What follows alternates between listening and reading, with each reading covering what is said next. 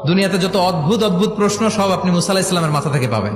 বিভিন্ন বিষয়ে আল্লাহরে প্রশ্ন করতেন। সাইয়েদনা মুসা আলাহিস সাল্লাম আল্লাহরে বললেন, আল্লাহ আপনি আমার এমন একটা জিকির শিখাইয়া দেন যে জিকিরটার শব্দ আপনি আর আমি ছাড়া কেউ জানবে না। দিনে রাতে সব সময় এই জিকির আমি করব, আপনারে ডাকবো, কিন্তু শর্ত হলো এই জিকিরটা জানবে শুধু আপনি আর জানবো শুধু আমি। আল্লাহ বললেন, মুসা পড়ো লা ইলাহা ইল্লাল্লাহ। মুসা আলাইহিস সালাম কয়, মাবুদ এটা তো জাতীয় জিকির, সবাই জানে। আমি তো চাইছি এক্সেলেন্ট একটা জিকির, কারো কাছে নাই, শুধু আমি জানবো আর আমি পড়বো।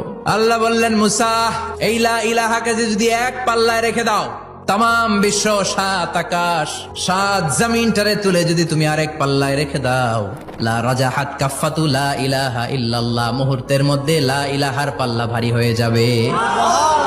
ও মুসা, তুমি যতই এক্সক্লুসিভ জিকির চাও, লা ইলাহার চেয়ে দামি জিকির আমার কাছে নাই।